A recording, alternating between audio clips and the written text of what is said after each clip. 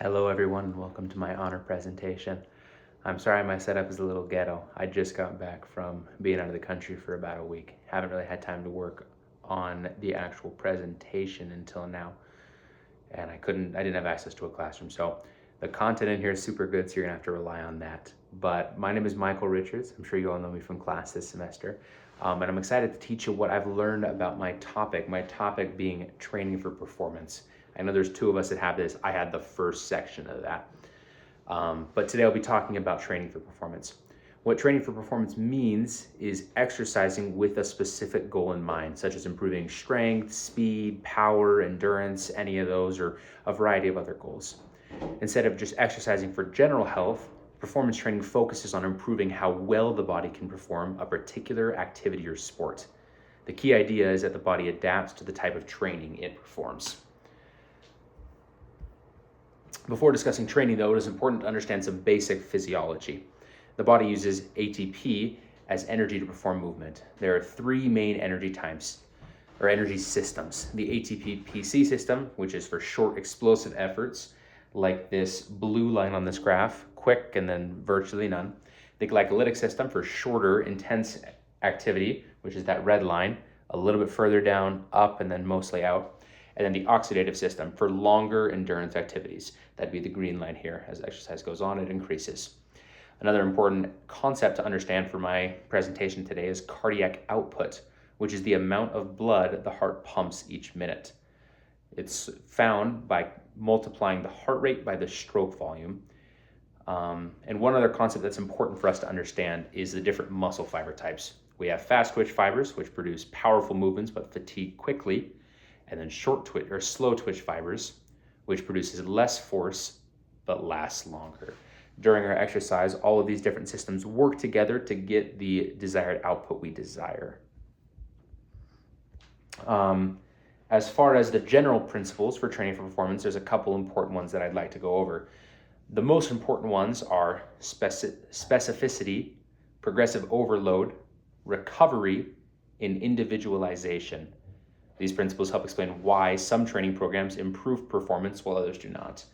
And while I chose those four as kind of the main ideas for this presentation, there's a bunch more that you can see on this little graph in here, like interference, ceiling, trainability, overload, I did choose overload, variety, rest, a bunch of different things that go into specific training for performance. But today we're going to focus on these ones. The first one of those being the principle of specificity. The principle of specificity means the body adapts specifically to the type of training that it performs. For example, sprint training improves speed, strength training would improve muscular strength, and endurance training improves cardiovascular fitness. Now this matters because if you're a top-end athlete, let's say you're a mile runner, you're not going to do a whole ton of arms strength training because it's not going to drastically improve your top-end performance. You likely lean more towards endurance training, which would train that cardiovascular fitness and a lot of those slow twitch fibers in the lower half of your body. Because of this, training programs should match the movements, intensity, and energy systems used in the desired sport or activity. The next one I'd like to go over is progressive overload and periodization. Progressive overload simply just means gradually increasing the difficulty of training over time. If someone always performs the same workout, the body will stop adapting. Training can be made more challenging by increasing things like weight, repetitions, intensity, and training volume. Similar to that, periodization is the process of organizing training into phases. Different phases may focus on strength, power, endurance, recovery. Using these two strategies of progressive overload and periodization together, we can achieve maximal workout design in order to increase things like our maximum strength, our cardiovascular fitness. This is important to a lot of athletes because obviously in their sports, they're trying to be the best. I've never met an athlete that wants to be the worst in their sport or even just average. These top-end world-class athletes desire to do the best that they can at whatever they're doing. This progressive overload and periodization allows us to help take what they're already achieving and push it even further. For example, a bodybuilder that uses these strategies might go from a relatively high max bench press to an extremely high max bench press. Without these systems, that wouldn't really be a possibility. Additionally, we have recovery and adaptation. These are another 2 key strategies to help us achieve our athletic potential. Recovery is an essential part of performance training. Exercise creates small amounts of stress and damage in the body, as we've all learned this semester. During recovery, the body repairs itself and becomes stronger than before. This process is also called adaptation. That's pretty much the whole principle behind strength training. We're creating those little micro tears. We're forcing that stress upon the body and damaging it in order for it to heal back stronger. That's a really simple explanation, but I figured you all have a pretty decent grasp on this. Some of the important recovery factors include sleep, nutrition, hydration, and rest days. Those are the 4 that, the more studies I read, those 4 jumped out to me. My personal favorite of those is nutrition. In high school, I kind of just ate whatever I wanted, but the older I've gotten, the harder it is to maintain my great physique. But adequate nutrition coupled with exercise, specifically strength training and cardiovascular fitness, do wonders for top athletic performance. Now that I've learned a lot more about nutrition here at my time at college, I'm able to put better things in my body, and I found that it helps me to feel better during the workouts and recover faster. One that I'm definitely still working on, though, is sleep. I never get enough sleep, and I need to be better at that so I can perform at my top level. With that, those are the 4 main principles I wanted to discuss with you guys today. I do want to go over a little bit of some of the current research that's talked about. Now, I'm going to warn you, this stuff is a little bit more specific and harder to understand. So I'll try and be as simple as possible, but if it gets a little complicated, I apologize. Just bear with me. I'll try and explain it as simply as I can. I'll be honest, I still don't totally understand this, so we're going to learn together as we go. The first research article, I jumped ahead of the gun. This is just a summary of the current research overview. So researchers study training methods to better understand how the body adapts to exercise. This research helps coaches and practitioners design more effective training programs. A lot of these research articles specifically use the strategies we've already talked about today, things like periodization, recovery. The next couple of slides, researches are focused on muscle hypertrophy, power development, and high-intensity interval training. These following studies help explain to us why certain training methods improve performance better than other training methods. So that first one being power development mechanisms. This research was done by Cormy and his colleagues, and it focuses on improving muscular power. Power is the ability to produce force quickly as opposed to producing it slowly, which is important for movements such as sprinting, jumping, throwing.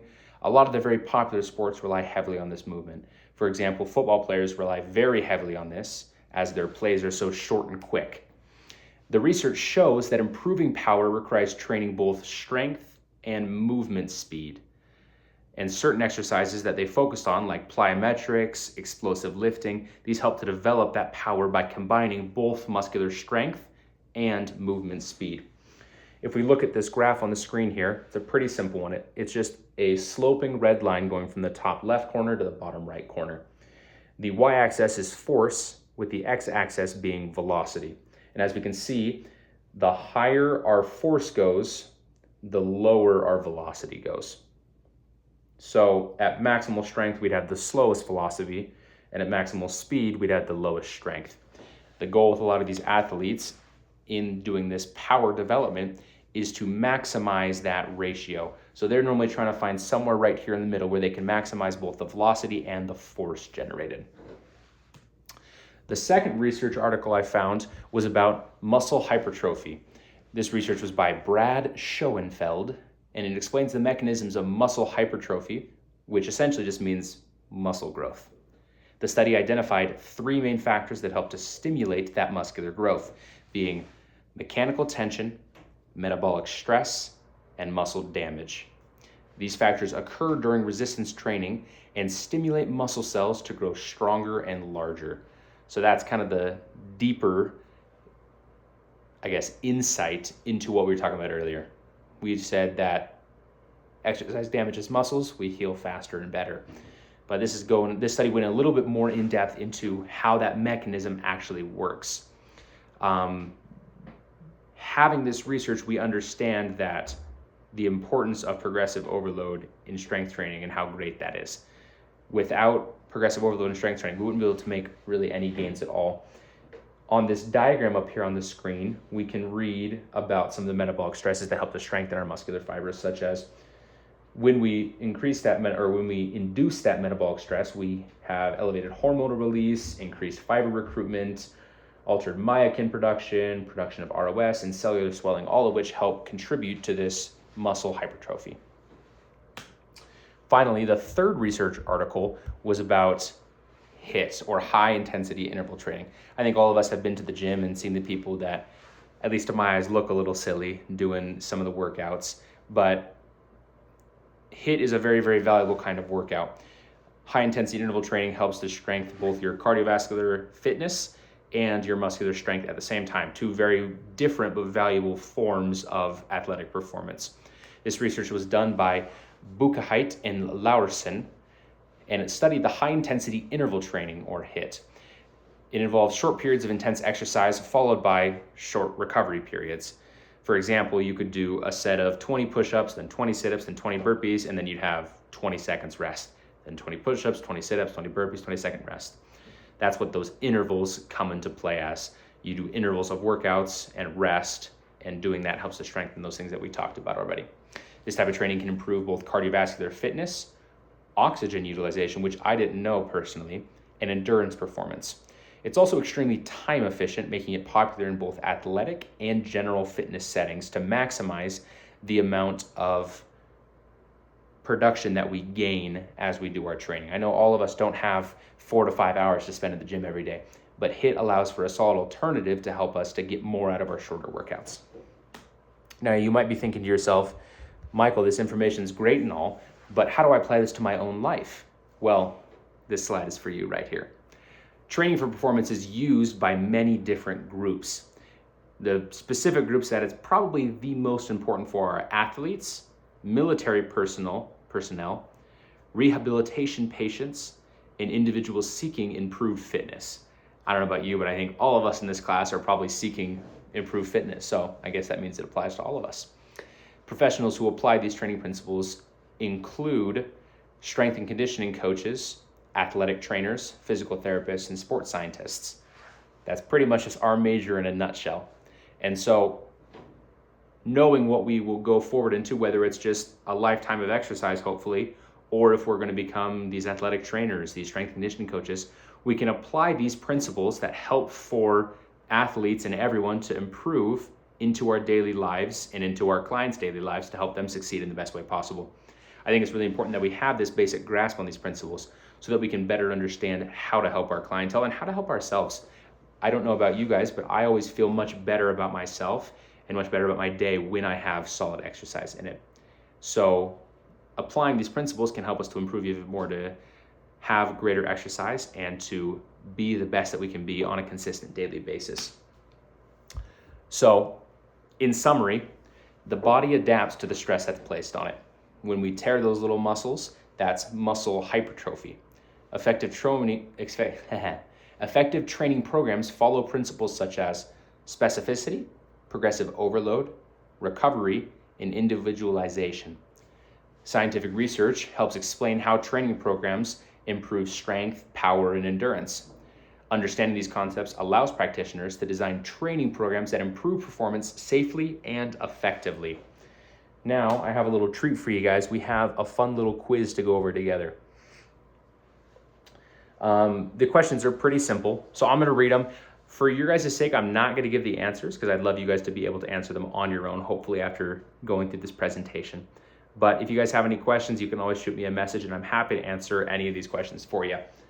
So the first question is, what equation defines cardiac output? If I remember right, I believe that's on slide 3.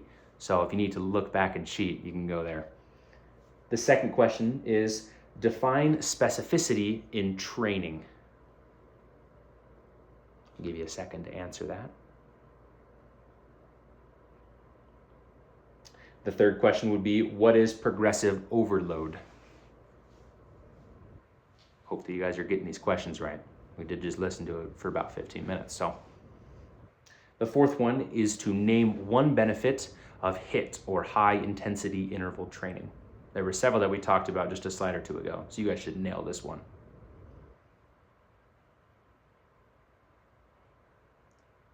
Number 5 is what hormone supports muscle growth. This was a little sneaky in there. You gotta listen really carefully to get this one from my presentation, but we've also talked about this a fair amount in class, so you guys have got this one. Finally, what is periodization?